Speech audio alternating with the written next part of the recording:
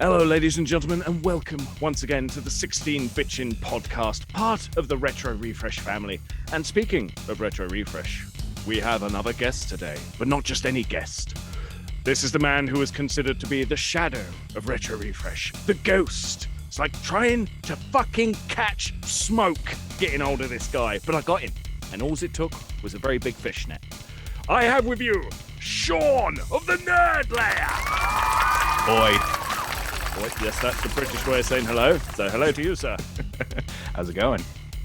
Fucking wonderful. I'm amazed that you were so quick to say, yeah, sure, we'll do it this weekend. Really? Yeah. Okay. Just let me clean clothes and prepare. Let me wake up and smoke a bowl. You don't fucking sleep. I try to. I'm beginning to think you are actually an insomniac because whenever I message you, think, hey, he'll respond whenever he's awake, and you do it instantly. Like, yeah. What? I respond to people that I like. Why'd you respond to me then? Oh, you thought I was someone else. Thought you were my other bald YouTube friend. There are many of us. Most of us in Retro Refresh by the fucking look of it. I think all but like, what, 3? Stav. Tom is, well, he'll tell you, no, he hasn't got long to go. Gaming Off the Grid, although one of them will always wear a hat. So I don't know. Yes. There. I know one of them is, I think I don't want to say for sure, but I remember Wes saying that it was starting to leave him. So he'll join the club soon. One of us. It's better. Of course it's better. Bald is beautiful. It is. Look, Jean-Luc Picard, bald. Yes. That's all you need to know. And he's immortal. He doesn't fucking age. So we've got Sean here today to talk about his free games. But before we get into that crap, we'll give him a little bit of an interview, as you do. So, Sean, the Ners Lair. Why did you call your YouTube channel that? You're really going to ask me that for the first question? I'm going to ask you a bunch of questions. This is the least embarrassing one. The reason why I called my channel the Ners Lair is because it sounded cool, and it also allowed me to do whatever I wanted without contradicting the channel's name. So I don't have gaming in my channel name because I don't do just gaming stuff. So like if I did a toy review of something from the whenever era, it's not Ners Lair Gaming, it's just the Ners Lair, so I can essentially do anything I want, though the only content that ever gets any views on my channel is the gaming stuff. So really, go figure. I mean, more or less, yeah. I never go to other people's channels and pay attention to the views on their videos. I'm always fucking stupid when it comes to that. So I don't know. I don't know what you're succeeding at and what you're not succeeding at, but I do know I go to your stuff for the non-gaming content. Oh, really? Everyone just seems to do it, and yeah, all right, I'm no fucking better. Fuck you. But I try. But you've done a lot of Tamagotchi stuff and shit like that, and I love it when it gets to a 90s toy and I think, I remember having that. Where is mine? And then I go looking for it, all because of you. Yeah, I think a lot of people tend to gravitate towards the toy, like the older toys, just because, I don't know, toys when you were a kid were awesome. And I don't know, there were so many video games out there that they all just kind of started to blend together, in my opinion. Well, I'm trying to think of one toy you've covered that I really thought was cool. I can't remember the name of it, so you have to forgive me, but it was like a Xenomorph Pikachu. Oh, yeah, the Xenochew toys from China. There you are, Xenomorph Pikachu called Xenochew. You think I would have been able to figure that out, but you'd have thought wrong. I think you sent me some Pikachu like Venom Carnage toys. Pass. To like, it was like a page to look at. Oh yeah, I've never sent you actual toys. I was thinking, no, you got the wrong guy there. But yeah, that's why I called it the Ners Lair. I think I had a channel before this that was just Pokemon. Really? Yeah, it was all Pokemon content, and there's still a few episodes that I've kept and rebranded I just changed the intro. But yeah, I used to do only Pokemon stuff. And then I realized that that's really boring to just do one specific topic. So I wanted to do video games, but I was really into Pokemon at the time, and I always have been, but I don't know. YouTube and streamers have kind of ruined Pokemon. If you haven't noticed. Oh, for me, Pokemon is not the same as it was. It's not because of YouTube and streamers for me though. It all started going downhill like when Sun and Moon came out. Oh yeah. I can't stand it. I've tried. I've really pushed myself, but each time I get so far, I'm thinking, why am I pushing myself to play a fucking game? Why is there so much talking in this Pokemon game? I wouldn't mind talking, but it ain't even that. It's fucking reading. Yeah. If I want that much reading, I'll get a visual novel and there'll be tits galore because let's face it, they're all porn. I'm fine with that. It's all fucking smut. I'm fine with that. I'm perfectly okay with that. I'd rather have smut than boring dialogue in a Pokemon game. That's the problem, isn't it? You're reading what feels like a book about the values of friendship. Like, oh, fuck off. I don't care. That's why I haven't got Arceus yet. It's like, it looks interesting, but I've heard mixed things about that game. And honestly, my predictions of it weren't far from what I'm reading. Well, see, for me, I haven't checked any reviews, so I don't know what people are saying. I know when the new Diamond and Pearl and that came out, I got them, thought they were incredibly simple. Really? Yeah. But I mean, they're fun, but only fun for a little bit. The only people I know who have enjoyed them are people that have admittedly said, I haven't played a Pokemon game in years. It's like, okay, well, I've played all of them. I'm not saying I've beaten all of them, but I have played all of them and I know what I like and what I don't. And I don't like any of the new shit. I think my the unpopular opinion is the last good Pokemon gen is Gen 2. Wow, as far back as that, eh? Yeah, it was all downhill after Gen 2. So what about the remakes of it though, like Soul Silver or Let's Go Pikachu and Eevee? They have remakes of Red. So it feels like baby's first Red and Blue and Yellow. Yeah, it's been good for my kids, but for me, it was like, well, I'm always happy for a remake of Red. I'll never say no. Yeah, Fire Red, Leaf Green. I mean, that was still in the era though where Pokemon was good. Yeah, it was still at the height then. But having said that, I never liked Ruby or Sapphire. Am I weird for that? I never enjoyed them. No, it's again still like the time where Pokemon started to go downhill, in my opinion. I skipped Ruby and Sapphire for the longest time, and then I played them. I'm like, they're okay. They just don't really have that cryptic feel of the old ones. It felt like there was so much weird shit in the first like 2 gens. Yeah, pretty much.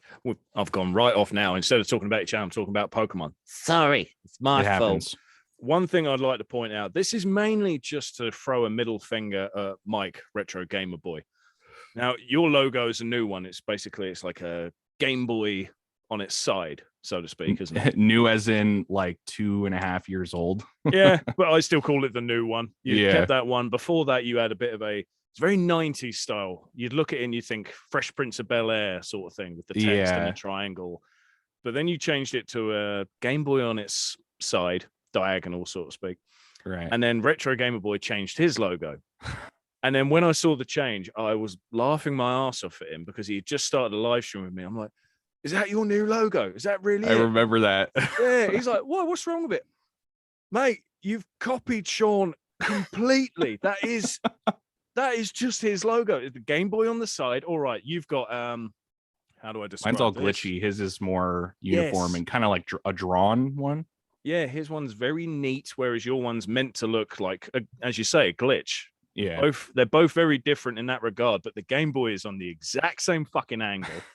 The text might as well be doing the same thing and all. And he was just like, no, I haven't copied him. He's got a triangle with the right. No, he's changed it not that long ago, Mike.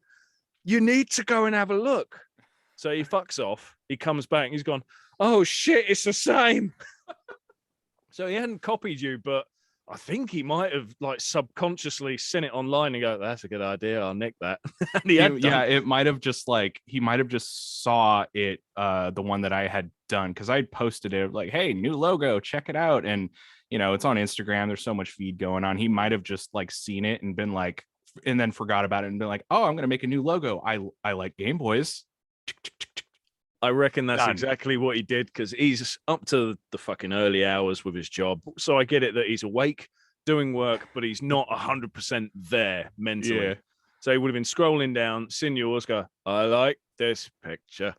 In the morning, I make picture, even though he's the Mega Drive guy, and it's like, "I'll have Game Boy." Yes, because that's what you He won't have to worry much longer though, because I am planning on changing it again, because I keep getting on my merch store, Nintendo keeps attacking me for having that as my logo, so I can't Really? sell that. Yeah, I can't sell that shirt anymore. They keep taking it down through T Public, so I'm planning on changing. I'm getting someone to do like the banner, the icon, and all that stuff, and I'm gonna more than likely have a new intro. It'll be the same intro, just with the different logo at the end. Well, there you are, Mike. Get ready. Something else for you to copy. Yeah. Coming soon. So you've described your channel a little bit. You like to focus more on the toys and other bits rather than just games. What is your favorite thing you've done on the channel? And what is the thing you, I don't know, hate the most or maybe regret the most? Probably my favorite thing to do is the only on Xbox episodes, even though they're few and far between, because I started them like almost 2 years ago, I think. And they're just, I don't know, I have a strong love for original Xbox and that era of video games. If you couldn't tell from the new video that I put out about Halo DS. That is a fucking good video. I really like the style you've gone for there. Thank you.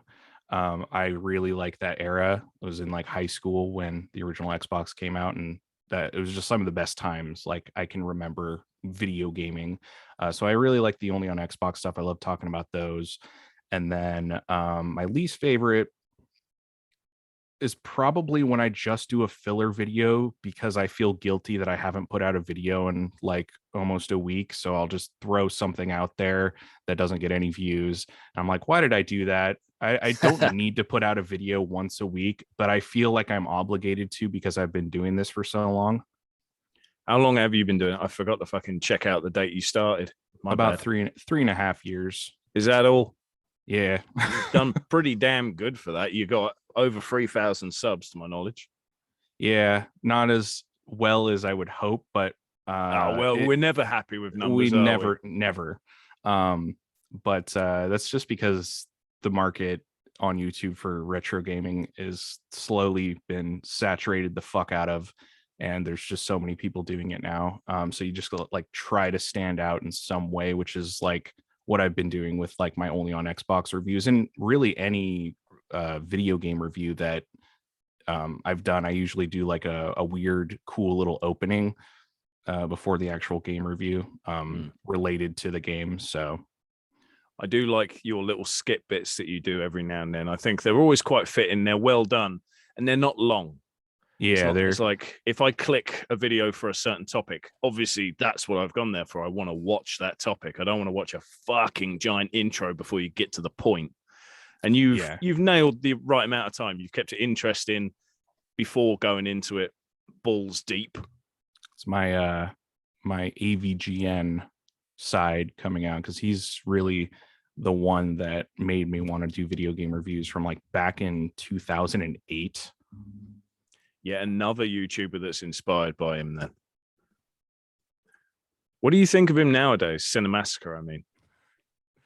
I love the guy, but his content kind of sucks now. That's brutal. I love it. Yeah. I mean, I don't know if you've watched Cinemassacre lately, but it's a lot of it's still video game stuff, but there's a lot of other people on his channel, which I understand why he's doing it. He was stuck at like a million 1.5 subscribers for years and years and years, and once he finally started to get more people on his channel doing different stuff for the channel, I think he's almost like 4 million subs now, which is cool for him and, you know, other people, but it doesn't feel like Cinemassacre anymore. No, I mean, when Mike Matei left, I was gutted. And then they said they're not going to do a special. Like, what? Why? At first I thought that's because it's COVID, they can't meet up. Okay, all right, well, I'll wait. But it never happened. And I'm shocked at that. I thought maybe they had a huge fallout. Yeah, they do fucking live streams all the time. Yeah, Mike, I mean. And I love Mike. He was a really funny part of the AVGN episodes. Yeah. I don't know what the heck happened, but it's just, it feels different now. So I actually unsubscribed to Cinemassacre like a few weeks ago just because I haven't watched any of their stuff. So, and I really don't unsubscribe from people unless I went through and purged my subscription list for people who haven't uploaded in like at least 6 months. So that's fair enough. Yeah. I mean, why stay subscribed if they're not making content? Yeah, people unsubscribe to me every fucking day. I'll get like multiple unsubscribes, and then the next day I'll get those subscribes back. So welcome to my world. I don't look at them numbers, because it'd be fucking depressing. I think I'd shoot myself. It's not good when your subscriber count equals the subscribers you've lost. So don't want to know about that. Yeah, with Cinemassacre, I still watch the AVGN episodes, although I won't lie. There's been a few in the past year or so where you can tell they're rushed. Yeah. It's just like, I'd rather you took twice as long and came out with something twice as good. I also don't like when he has, and for other YouTube, like bigger YouTubers that I watch, I don't like when they have guests on their episodes. I like it just being the one person doing their thing. I don't want fucking Scott the fucking Waz on an AVGN episode. Fuck that. You don't like that guy. Fair enough. I don't like Scott the Waz. I don't like, well, I'm not going to say anymore because I don't know who's going to listen to this. But oh, mate, we've all got YouTubers that we can't stand. Like, I can't stand Adam Korolik. I hate the guy. I don't know who that is. You're very lucky. I won't lie. It's part jealousy, part a case of I just think he's crap at what he does. I'm jealous because he's recognized by Sega and he's been promoted by them quite a lot and all that shit. It's like, you bastard. So I'll admit the jealousy there. I'll admit it. Yeah. But the fucker looks like he's never had a bath. His camera quality is all right. Right now we're using webcam and that because we're not putting the footage out. So it doesn't matter. It doesn't care. Yeah. There's no reason for any effort. I mean, the proof is I'm not even showing the footage to people. If you're listening to this rather than checking out on YouTube, there is no footage. You cannot see me. You cannot see Sean. We've made no effort. He's got a cat in the background. I've got a corpse in the background. He's wearing clothes. I wish I had made the effort, but never mind. Can't have everything. But Adam Korolik, all of his videos look like that. Shit camera, shit quality, shit effort. And I just think, why are you successful? Why do I bust my nuts on this crap? And I think about that all the time. I hate people that click record and I only got 1 million views today. Oh, maybe tomorrow I'll wear a shirt. Yeah. Yeah, I don't understand. Is it a charisma thing? Is he charismatic? Is he? No, he's a cunt.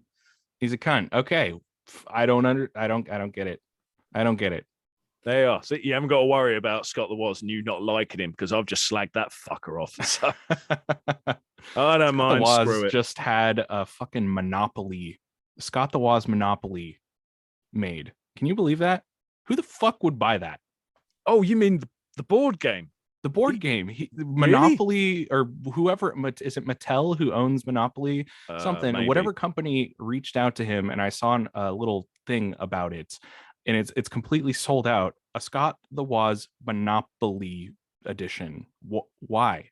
I didn't even buy the fucking Sonic the Hedgehog one, just thinking that'd be cool to have, but I won't fucking use it. So I just think Monopoly's boring. I don't. Yeah, I think we've evolved beyond needing Monopoly in our lives. Yeah. Now. We still get fucking video games for it. It was one of the first Switch games, wasn't it? Oh my God, it was, wasn't it? Yeah, that was a good sign. Like our all new console with Monopoly, thinking, oh fuck, try harder. Launch title. Yeah, that went well. Oh dear. So right. They are Cinemassacre, Pokemon, the past. I think we've nailed enough time on that. So now we shall get to your free games of today. Now, your first one is your modern game, which I believe you went a little bit orgasmic over because you loved it so. Yes.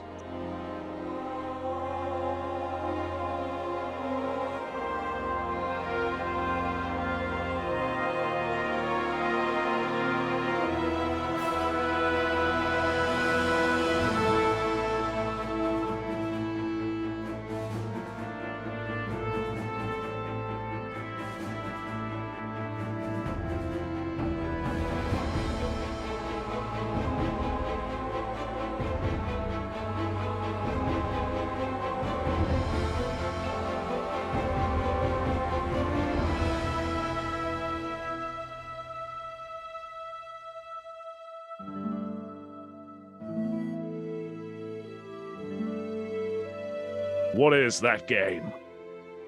Kingdom Come Deliverance. Why'd you pick that one? So I consider myself an RPG sort of guy. Like, over any other genre of video game, I have always gravitated towards role-playing games. More or less, you know, it would always be turn-based because we grew up in a time, you're a little bit older than me, but we grew up in the time where turn-based RPGs, JRPGs, all that kind of stuff was just like the thing. When it would come, like an RPG would come out, it would usually be turn-based and it would usually be from Japan. Kingdom Come Deliverance is, okay, but I'm getting ahead of myself. Skyrim, Elder Scrolls, all those games, never really was a huge fan of them. They're open world, they're first person, but they're fantasy, and I like high fantasy sort of stuff. When I played Kingdom Come Deliverance, it had been out for like maybe a year and a half or 2 years. I would always see it on like eBay or Amazon when I would be looking for games. And I looked at the cover and I was like, this game looks like it would be really cool. It doesn't have any fantasy elements in it whatsoever outside of like occultic sort of stuff. You know, it's a medieval game in the 1400s. And there's no fantasy elements whatsoever. And I thought that that would be really cool because I'm kind of a history buff when it comes to like medieval stuff. So I like period accurate things. And Kingdom Come Deliverance takes place 1400s Bohemia. And it's a massive open world where you can literally do whatever you want. And the story is great too, but aside from that, I was just blown away at the like immersion level of this game. You could be walking through the woods and come across a camp of bandits doing something. You know, it's all automated things that are just happening in this world that you can walk upon, and you can do alchemy, like old world alchemy. You can buy horses, you can steal people's shit in the middle of the night and murder them. You can go around being a serial killer in the medieval times if you wanted. You can do whatever you wanted. And that like blew my mind. I played it for hundreds of hours. And this is like the first time that it had happened where I got so engrossed in a game, a new game, to where I was like kind of having withdrawals when I wouldn't play it. I wanted to like go back and just explore and do all of the things in this game, and it just like impressed the fuck out of me. And that doesn't really happen anymore. Damn, that was very descriptive. Yes, I'm I limited talk for about questions it. now. Right, so the game's got none of your typical like magic and dragons and all of that shit. Yeah. So Nothing. In replacement of what would, I guess, be magic, you've got the alchemy side of it, yeah? Is that you say cover it?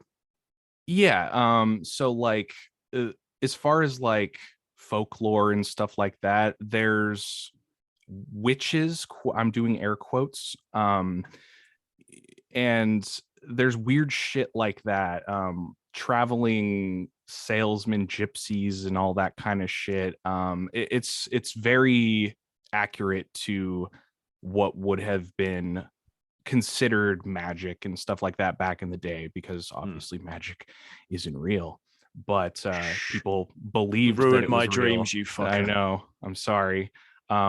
but the soundtrack to this game is amazing, and it adds to that immersion level when you can play a game and completely forget that you're playing a game. And it's, I don't know, everything just was so organic and an awesome feeling for a game that was made by not a AAA company. It was better than Skyrim, and it had none of the things that made Skyrim awesome, if that makes sense.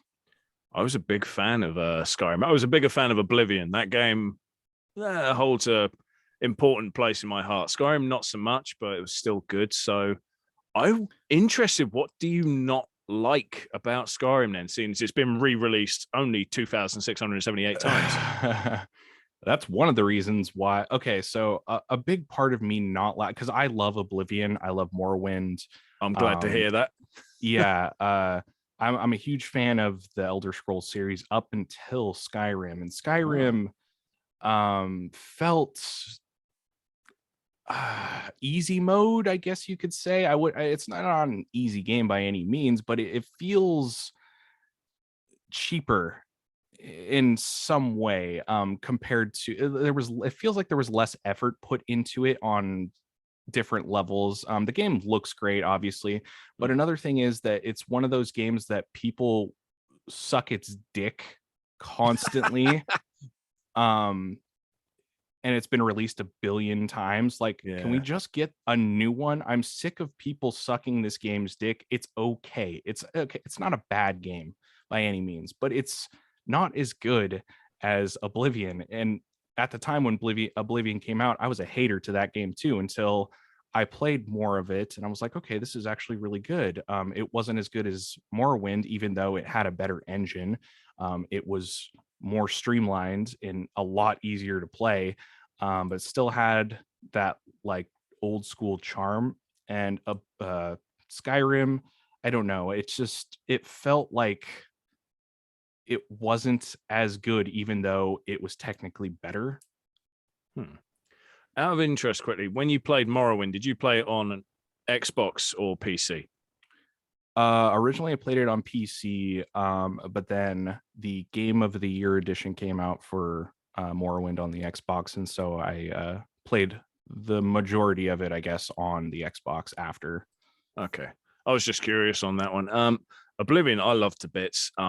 The fact that there's so many different parts in the world you can go to for variety. Go to one place, it's basically like Skyrim. It's all fucking snow and mountains and all this shit. Go to another place near like Black Marsh, I think it's called, fucking swamps and all of that shit. Or you could go to other places with beaches and forests, all of this cool stuff. There was so much variety.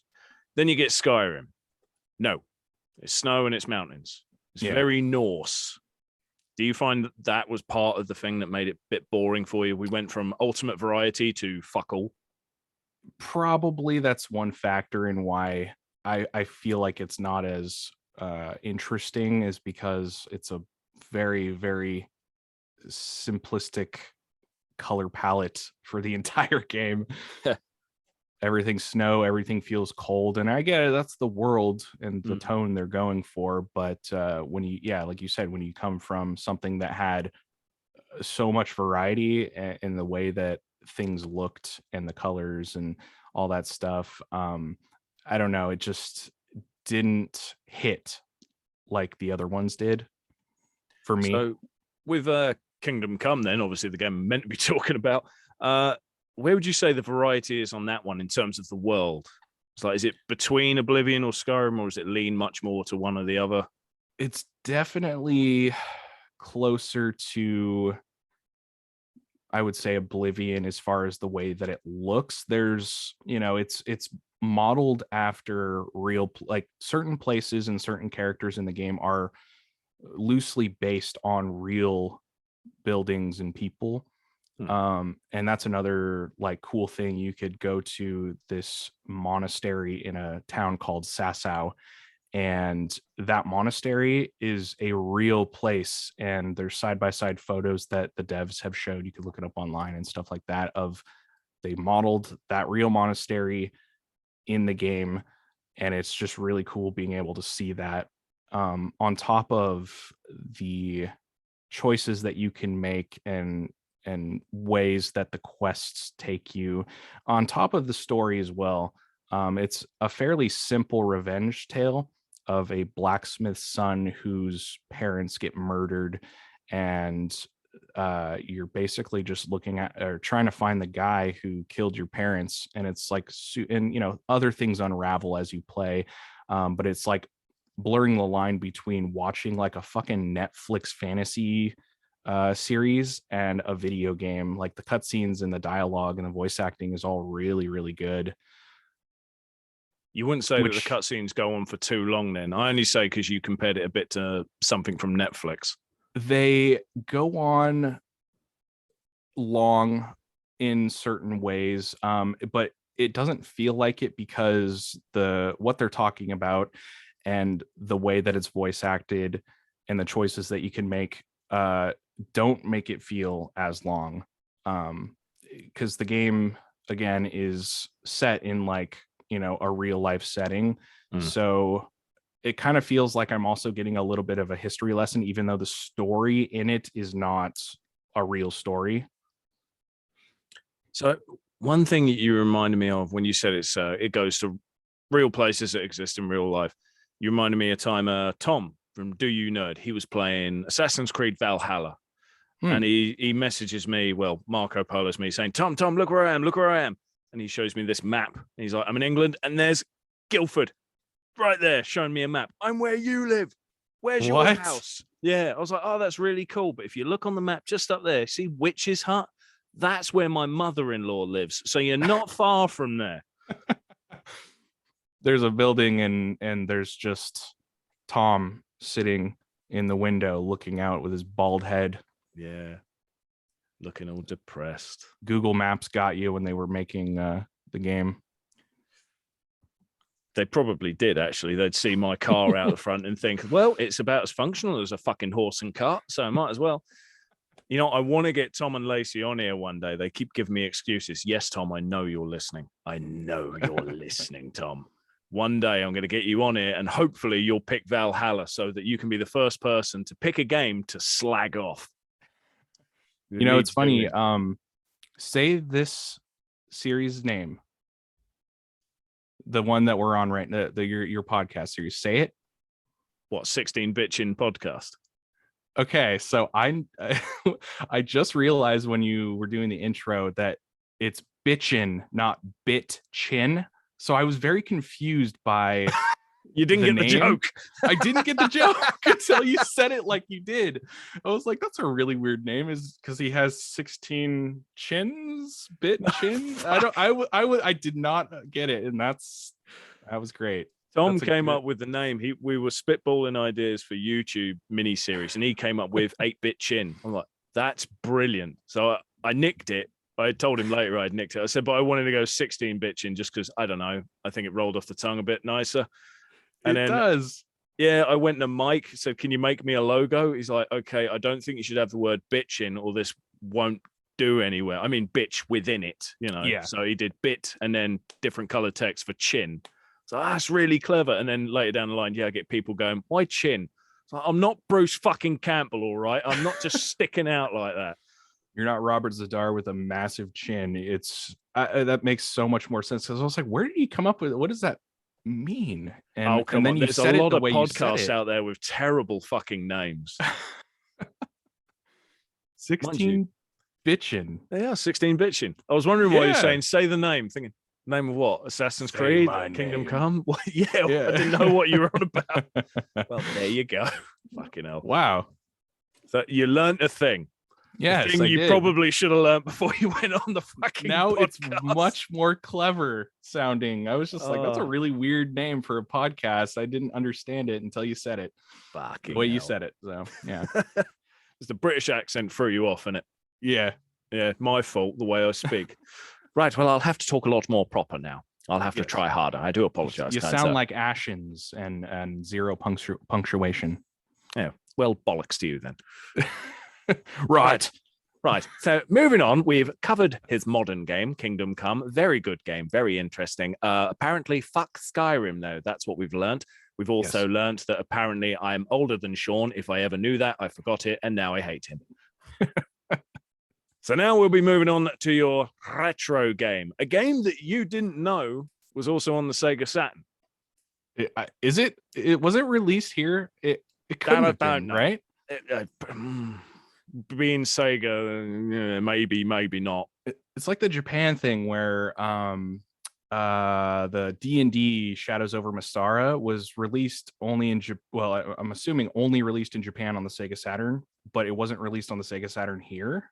So like, did you guys get that one on the Sega Saturn and we just didn't? I don't know, because I wanted, when I started getting more into collecting games, because beforehand people thought I was a collector. It's just a case I just never got rid of games. It was only when I was older and I had money that I started getting more games than I could actually fucking play. But when it came to Sega Saturn, I've never been able to afford fuck all. That console has always had an expensive library. So it's even more expensive now. Yeah, the collection for that doesn't expand at an incredible rate. Although I'm pretty sure it was one of the last games I got for the console was the one you're covering today, Warcraft 2.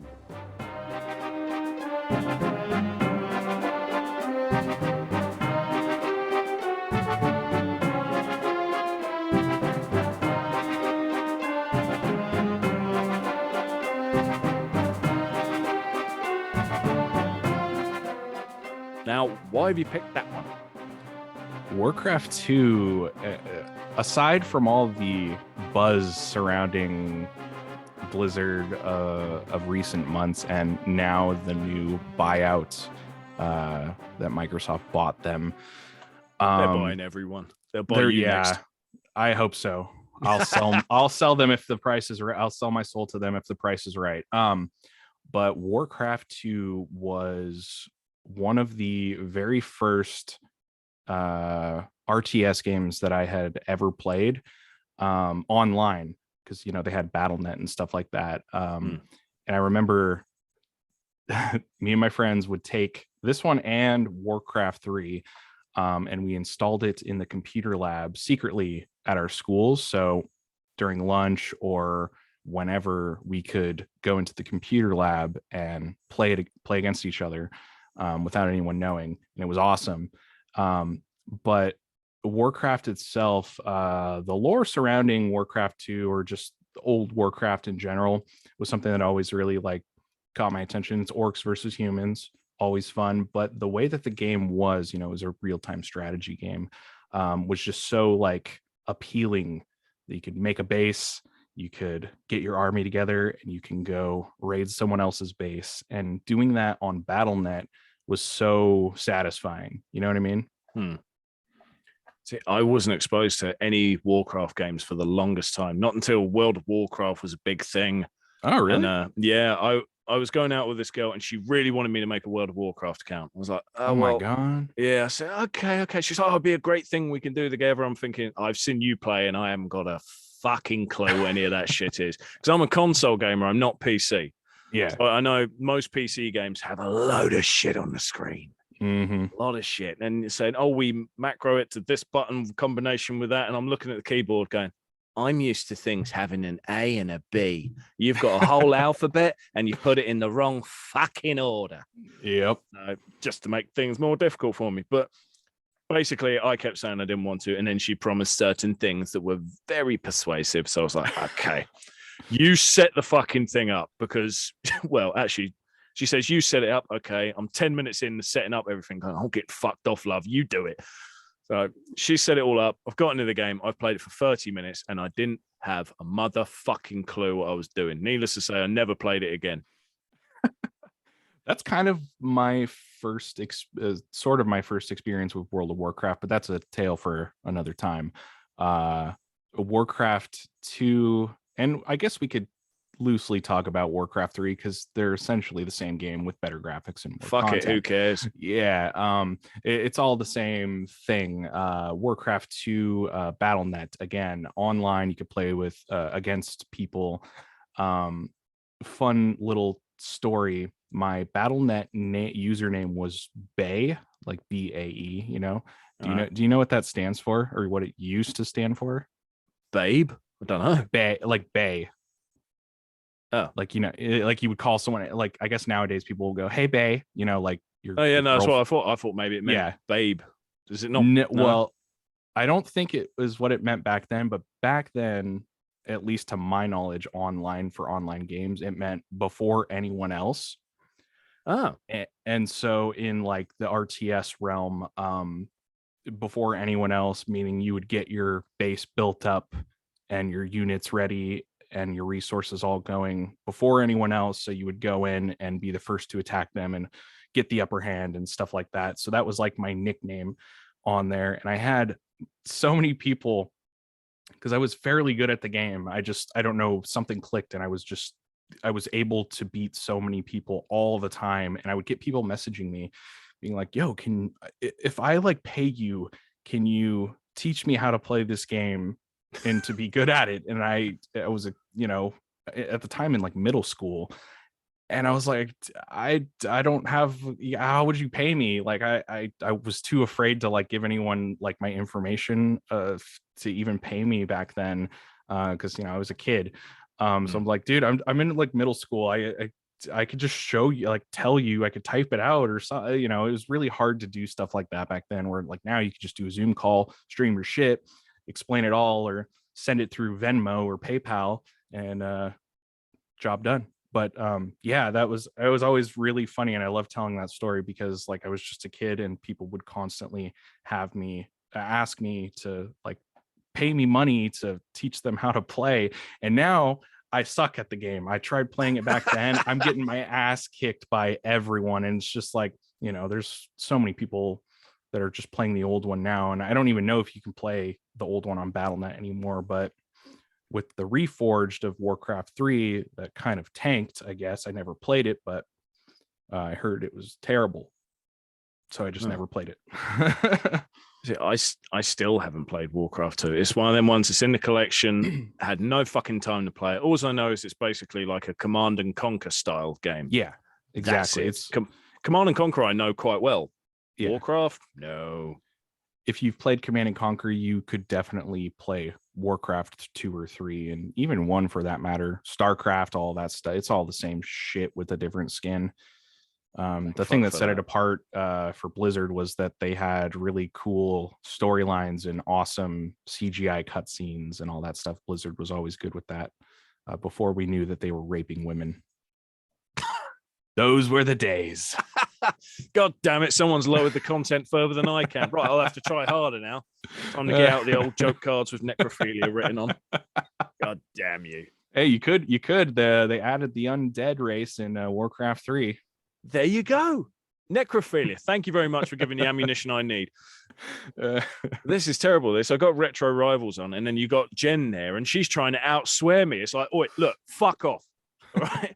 My podcast, I'm only known for one bloody thing. I'm going to outdo you on it. Shut up. It's sad when you have nostalgia for a video game company before you knew that they were horrible monsters raping women. It is a bit sad, yes. I mean, I used to be a big fan of Electronic Arts. Then one day, Electronic Arts changed the name, became EA. It amazes me the amount of young gamers that don't know what fucking EA stands for. I know, right? So what did you think it fucking stood for? But whatever, people are dumb. But yeah, I remember back in the day, so many cool games for Electronic Arts. Tons of fun. Loved all of them. I would have considered myself a fan. Now, no, thank you. I'd rather stay away from their poison. When I think of EA, I think of sport games. Yeah, that's mainly it now, isn't it?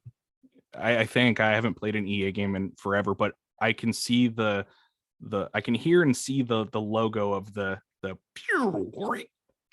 like noise that the new logo makes or whatever when you play an EA game, but it's always like after or before a Madden game. Or is that EA Madden? Madden wasn't a thing here, really. Well, we had Madden games, won't lie, but no one ever paid a fucking attention to them. It was FIFA for all of the sports fans over here. Right. Yeah. So, yeah. Forgot your guys' football. Yeah, you have hand egg. Football. We have hand egg and you guys have football. I love the argument over the name when the reality of it is I don't give a fucking shit. It's all crap. You never catch me playing it. Also, talk about old game companies. This is a funny thing. I'm trying to get my kids to play more old school consoles. Obviously, I got them in the Master System. Somehow, it's taken me a long time to get them into PS1 games. So I'm trying to do that now. And I could see that. I can understand that. The PS1 era games, if it wasn't pixel graphics, it was horrible, disgusting polygons. Yeah, but they look cool then. But you look They at them looked now, cool you're like, then. oh dear. Like I was playing Spyro Remake, and then my son's saying, can I play on the PS1? Yes. Would you like to learn a thing? Yeah. So I put on Spyro, the original. He's like, this looks a little Skinny, bit like what Dad. you're playing. Yeah. I said, this is actually a remake of that. He said, good thing they remade it then, isn't it? Smart kid. Yeah. But like you see all the company names appear at some of these games, and you remember Neversoft. Mm-hmm. Yeah, and the eyeball comes down. The eyeball, and then you get yep. a spear through it. You normally get the guitar riff, and then Tony the Hawk. boys like, yes, Tony Hawk, Spider-Man, stuff like that. The boy was loving it. He thinks, oh, that's a really cool intro. What do they do now? I don't know. I think they must be dead. I think so. They're either dead or they've renamed and well, bollocks. They've probably been purchased by someone. They got bought out by Microsoft. Yeah, Microsoft or EA, and then soon to be purchased by Microsoft. It's all a chain where only one person owns everything. They were Neversoft, then turned into Bungie, then got bought out by Sony. Why is that a thing now? Bungie, so we're gonna get Halo on the PlayStation. I don't know how all this shit works. It's confusing. No, it's weird. Bungie doesn't even own Halo anymore. That's 343. Is it? You would know. You're the man for the Halo info. I'm not. I had original Xbox. I thoroughly enjoyed it. I didn't get 360 for a very long time. When I got one, it fucking broke quick. Really? Yeah, I really don't like that console just because. Was it the Red Ring? Poorly. Yeah, fucking Red Ring. Ah, okay. So I don't like that console just because it's built poorly. It should have been built better, in my opinion. But the games are good. I've got a great library of games, but I haven't got a replacement console to play the bastards yet. That's fair. And good luck finding any at charity shops, I think is what you call them over there. Yeah. Thrift stores. Dude, don't even get me started with thrifting and collect.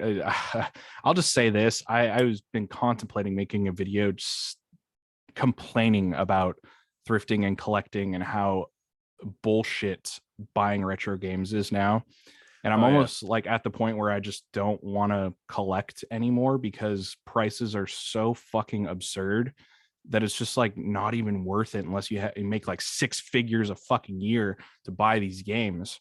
It's just ridiculous. $500 for a shitty fucking retro game. Like, no. Yeah, I'm having to make compromises. If you get the urge to collect, I'm either having to get something that's digital because I just can't get it otherwise, or I'm collecting more Switch games because Switch has got loads of indie games. Yeah. And they're all, you can get a good bargain. I got one, fuck my old boots. The other day, the name's gone. Sorry. It's 20 quid. I thought that's pretty good. And one day, not that I'll ever sell it for money, it's there for me to play because it looked cool. It'll be worth a lot more because it was indie. It was on a Nintendo console, and you just know it will go the way of like all these NES games that no fucker can find anymore. Yep, so exactly. But I'd want to collect Master System, but I can't because all the games I want are fucking stupid. And the games that are affordable are shitty games that no one wants. It's the same thing over here. Like I don't even think I have one Master System game in my collection. I have a shit ton of Sega Genesis, but Master System over here wasn't really that big of a thing until the Sega Genesis came out.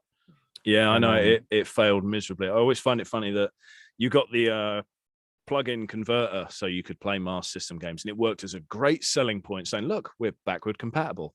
It's like, yeah, you are, but while that means something over here to us, it's like awesome. This bunch of games here, I can still play them. Get rid of that old thing. Keep the converter on my current gen console, and I'm set. Whereas over where you are, it's like that's great. What's it play? Didn't even know what it did. Yeah, you say power base. There's a power base. What's that shit? Never heard of it. When like I hear Masters, it's like the NES of Sega, right? Like it, because I never played a Master System when I was a kid. It was NES, Super Nintendo, Sega Genesis. Ah. And I had never played a Master System. Now I have, but you just don't see them over here. And the games that you do see are so expensive that it just makes me not want to play them even more. Oh yeah, one of the rarest Master System games, and not the most valuable, but definitely up there, over £1,000 and all that. Is it's a joke. Sonic the Hedgehog. Sonic the Hedgehog. Yeah, over here, that game was made aplenty. You know, you could get it anywhere. It's one of the cheapest ones to pick up now, and it's one of the best ones. It's just really well made later in the console's life, so the programmers, you know how it goes. If it's a later game, it's just made better. It's the same for every console, isn't it? Yeah. So it's like that, but over in America, very few were made. And here's all you're actually buying. The case is the same. The booklet is the same. The cartridge is the same. What is different is, I'll show you on picture, but no one else will be able to see it. You got like a Master System case there. Yeah. And Sonic had a little barcode sticker here. Ah. That was it. One little sticker raised it from 15 to 20 quid, which it will be over here, to well over $1,000 in America. Holy crap. Because of a barcode sticker. Doesn't fucking have anything different. It's just that. It's another thing to collect. There are people that have collected it, and I don't know why. I've got a collector's app for Master System games. It's great for ticking them off and making sure I don't fuck up and buy the same thing twice. But it's got Sonic EU and Sonic fucking whatever, America. But it's the same damn thing. It's just a sticker that's different. That's dumb. That's insane, isn't it? I hate collecting now. I love it, but I also hate it. It's like I'm starting to become the thing that is ruining the scene. And it makes me sad because I don't want to contribute to the downfall of the thing that I love. But it's to the point now where it's so expensive to do it. Like you were saying, okay, so before COVID happened, COVID is the main reason I think why video games have gone up. I bought a game sealed, a Game Boy Color game, I think it was, for like $30 in 2019 at a store that I go to every once in a while. Now that game, after 2 years, is worth over $500. Fuck. Can you part with that game? Do you reckon you'd be okay to get rid? No. I won't do it because it's a game that I really like. It's Robopawn on, I think it's on the Game Boy Color. I don't know that one. I'll never get to play it now by the fucking sound of it. So it's like, it was like a game that tried to compete with, it's an Atlas game that tried to compete with Pokemon, but it's robots instead of monsters. But the game now is so fucking expensive, and I bought it for so cheap, sealed in the box. It's like mint condition, never been opened. But I played it before when I was a kid. But it's so expensive now, and the fact that if I were to sell that, I'd get $500 plus maybe for it now. In another 2 years, it's probably going to go up even more. But the fact that I can't part with it because I know I'll never be willing to spend the amount of money that's going to be worth later when I want to buy it again. Does that make sense?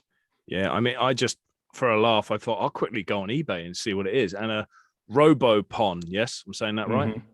Right, there's one here, 304 quid. Fuck. There's one boxed and sealed and all that jazz.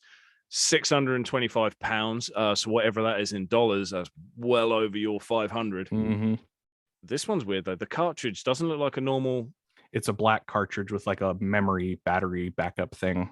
Yeah, it's elongated. I mean, I'm looking at a Japanese one, but seeing as this is, you say Pokemon style, I mean, it's got a lot of fucking text. So that's useless. That's a shame. The only way I'll ever get to play that is if it's digital somewhere. So like I would be happy to sell it, even though I really like the game. I would be happy to sell it and have that money, but I would never be willing to spend the amount of money to get it ever again, because it would just be so far out of my price range later on. It'll only go up. I know people keep saying, "Oh, we're going to hit that plateau and go down." It's like, well, it hasn't fucking happened yet. Nope.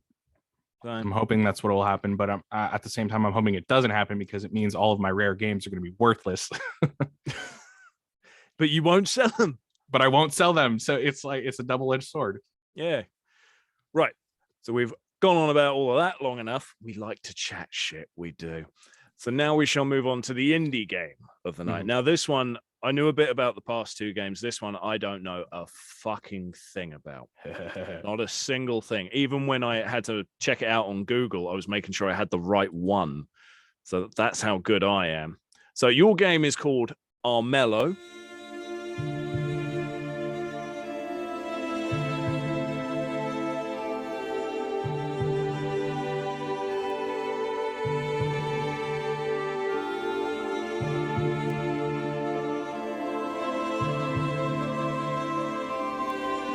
I believe I'm pronouncing that right. And from what I can see, it does look like a fucking colorful game. I'll give it that. But in looking at certain images, it looks like there's strategy to it, a lot of strategy. Is that right? Or is it the pictures being deceptive? It's a mixture. I like to describe the game as a mixture between Dungeons and Dragons.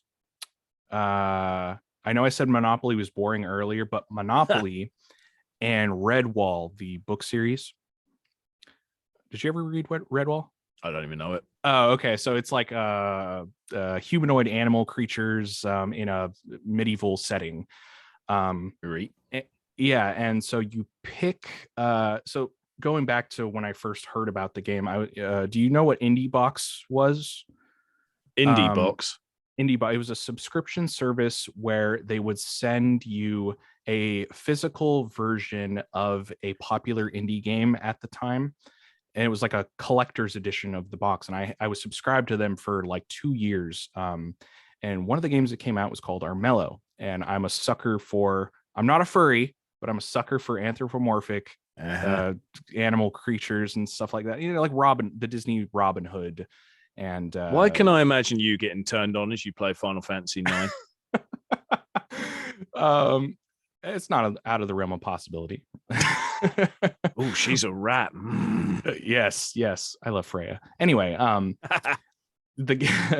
so I looked at the game and I was like, wow, this really looks like Armello or Redwall. So played the game. And it's along the lines of like a card game too. So it's a mixture between all these cool things that I really like. So I played the game and it was awesome. You get to pick your main character from a bunch of different clans or guilds or whatever. So you have like the Wolf Clan, you have the Rat Clan, you have the Bear Clan, you have the Rabbit Clan, all this stuff. And there's different characters and they each have different stats. You can equip them with rings and trinkets that give them, different ability stats and stuff like that. And it's also a turn-based fighting game. So you start out on a board. Everyone starts out on a different spot on the map. And in the center is a castle with a king in it. The king's a lion, and he suffers from an illness. And every turn, meaning everyone takes a turn, and then the day turns into night. That's one turn. The king will slowly start to die. And I think it's like 10 or 15 turns before he's completely dead. And there's things that you do within this game: capture lands, you can play different trap cards or spell cards on different people, you can fight different characters in a turn-based sort of dice roll game. So the more dice you have will determine whether you block or whether you attack. So what the purpose is to either defeat the king before anyone else, or come out with the most points at the end of the game, whether it be through defeating people or completing quests and stuff like that. It's a really, really fun game if you're into all these sort of tabletop style stuff with like a fantasy thing mixed in there. So it's got a lot of things for everyone. Sounds like a clusterfuck. I mean, it's great. It looks awesome, but it just sounds like it's got so many different elements to it. I can't imagine this being an easy game to pick up and learn. It's very easy to pick up and learn. It's really? Doesn't fucking look or sound it. The most confusing part of the game is that there's 3 different ways that you can win a match. And it doesn't really make it super clear until you start playing it. And you can play it online with people. So if you ever get it, I'm pretty sure it's fairly cheap on Steam. We can play some. £15 We can here at stream the it. moment. Yeah, we can stream it, and it's a really fun time. And matches last anywhere from 15 to 20 minutes, maybe. So it's a really good game to play with multiple people, but it's also fun to play with bots as well. But it sounds like a clusterfuck, and to an extent it kind of is, but it all somehow works. I like the fact that some of the reviews you got on Steam, you've got Kotaku saying it's like Game of Thrones, only with animals. Yeah. Well thought out, but to the point. Eurogamer, Armello is a digital board game, and it's very much the genuine article. Okay. Mhm. And Polygon, this is a digital board game that exists somewhere between the island of Catan and the land of Studio Ghibli. I could see that. If you put Ghibli in anything, I want to know more. Yeah, I don't know where they're getting Ghibli, but I would say, yeah, I always just compared it to Redwall and Dungeons and Dragons. I need to check out this Redwall thing because I don't know what it is. Redwall, hey, he's a guy from your side of the water. So he's depressed, angry, no hair. Although that seems to be going across everywhere right now. Yes, he is. Right, fuck.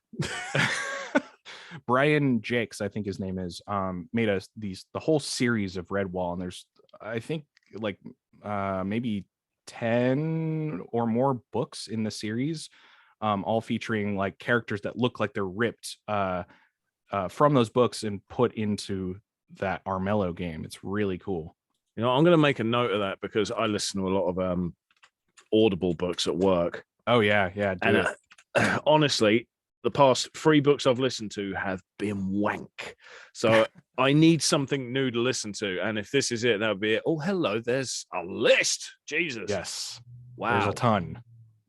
Fucking hell. What's the first one so I don't make a mistake? It's just called Redwall. There's Mossflower 1988. So that's not the first one. No. 86.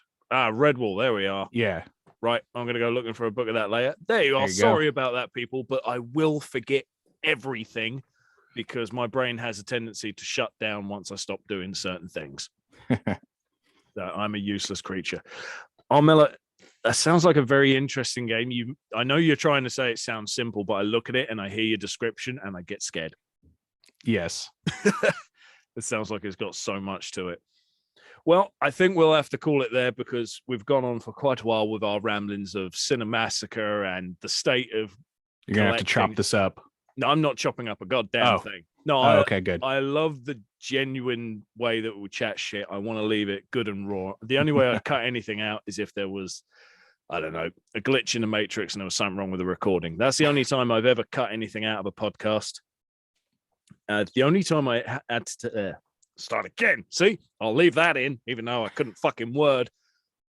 With Stav, Chronic Spartan, he was the only one I had to do a heavy amount of editing, and that's because he talks like a fucking ASMR. And then you've got me, so it doesn't work quite well. So I had to cut a lot and raise the volume of him. I really wish Zoom, which is of course how we're doing this shit, I really wish Zoom gave me 2 audio recordings rather than 1. It'd make life a lot fucking easier. But anyway, have you had fun today, Sean? Of course. It's always fun talking to you. Oh, you fucking liar. So thank you very much for listening to the 16 Bitchin' podcast. If you, like Sean, have only just figured out what the hell that name means, well done. Pat yourself on the back. Or slap Sean around the face, whatever. Agreeing to be on it before knowing what the fuck it's called and why. Sure, I'll be on it. Oh, it's called this? Never mind. Yes, thank you very much for listening. Please go to the Ners Lair channel. There'll be a link to that in the description for this podcast, wherever you're listening or watching. Give it a subscribe. While you're at it, go subscribe to my channel. Why not? Hey, think of it as your good deed for the year. And then you can be a cunt for the rest of the time. I don't mind. Thank you very much for listening, and we'll see you next time. Oh, yeah.